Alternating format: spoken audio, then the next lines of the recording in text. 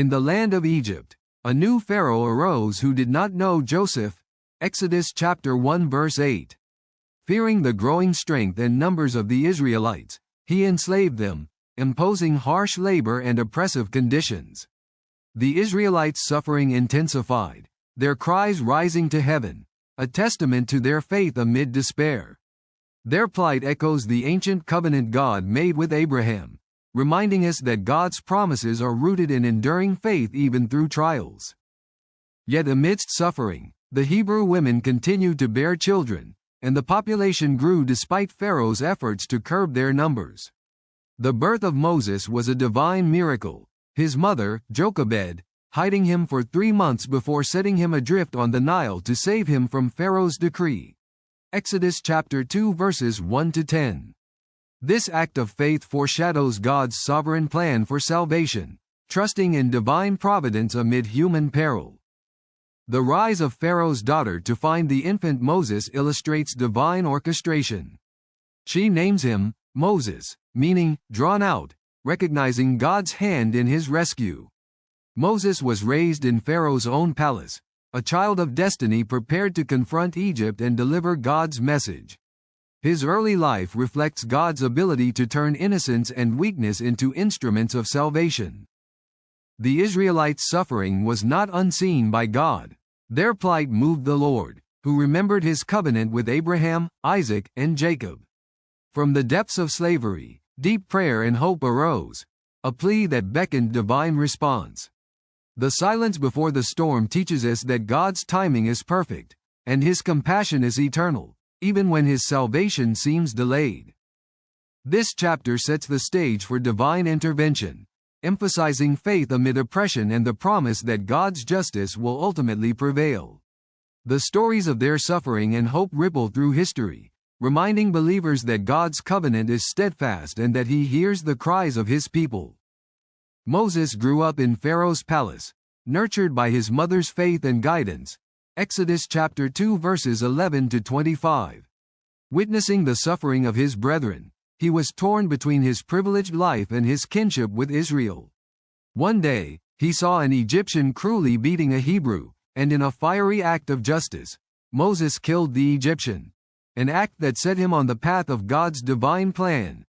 Exodus chapter 2 verses 11 to 12. His act of compassion revealed his internal struggle and hidden destiny. Fleeing Pharaoh's wrath, Moses found sanctuary in Midian, where he married Zipporah and worked as a shepherd. In this quiet exile, he encountered God in the burning bush, a divine revelation that changed everything. Exodus chapter 3 verses 1 to 22. The Lord called him by name, commissioning Moses to deliver his people, an encounter that rekindled faith and revealed God's persistent mercy and sovereignty. Moses hesitated, citing his inadequacies, but God's assurances were unwavering. I am who I am. Exodus chapter 3 verse 14.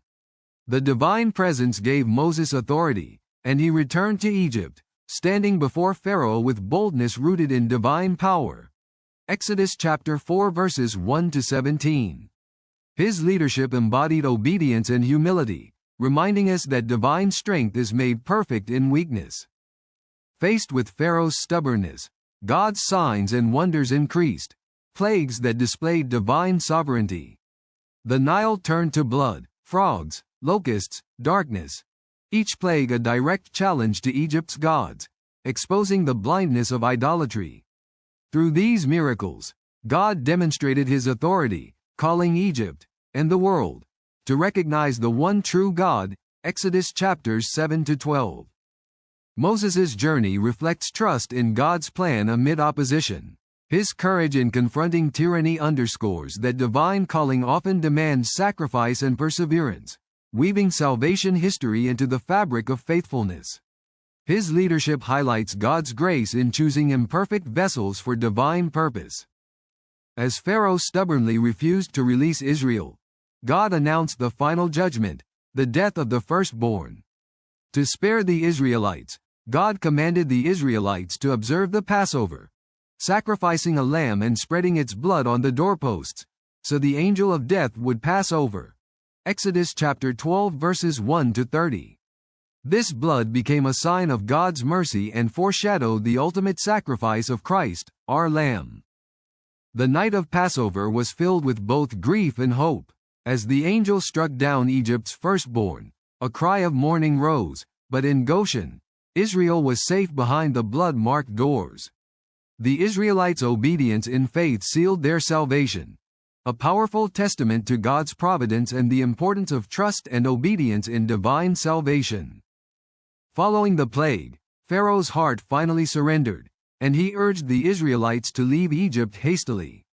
The Israelites, bearing their unleavened bread and precious possessions, began their journey into freedom, an exodus that marked the birth of a nation healed by divine mercy. Exodus chapter 12 verses 31 to 51. Their liberation was not only physical but spiritual, a renewal of promise and hope. The crossing of the Red Sea was the pivotal miracle. In faith, Moses stretched out his staff, and the waters parted, allowing the Israelites to walk through on dry ground. Exodus chapter 14 verses 1 to 31. When the Egyptian army pursued, the waters returned, drowning Pharaoh's forces. This miraculous deliverance reaffirmed that God's power surpasses all human defiance and evil. This chapter symbolizes salvation by blood and emphasizes faith in divine promises. The institution of the Eucharist and remembrance of Passover become eternal symbols of Christ's sacrifice, our ultimate deliverance from sin and death, inviting humanity into divine life rooted in obedience, trust, and gratitude. After crossing the Red Sea, the Israelites traveled into the wilderness, where murmuring and doubt tested their faith.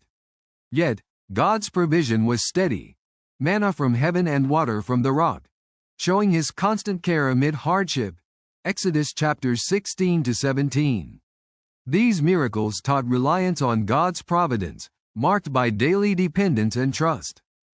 At Mount Sinai, Moses ascended into God's presence to receive the 10 Commandments carved by God's own finger. Exodus chapter 20. The thunder and fire symbolized God's holiness and majesty, evoking reverence and awe. This divine law established the moral foundation for his people, a covenant rooted in love, obedience, and holiness. The people heard God's voice from the mountain, overwhelming them with fear. Moses reassured them that God's commandments were given out of love, to guide and protect. The covenant was a sacred contract, promising blessings for obedience and consequences for disobedience, entrusting Israel with divine law as a mirror of divine holiness. Significant rituals and laws were detailed, shaping Israel as a holy nation, a people set apart to reflect God's character.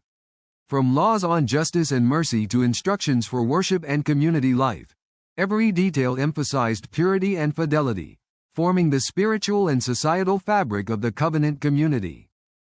This chapter highlights the importance of divine law as the pathway to a blessed life in harmony with God's will.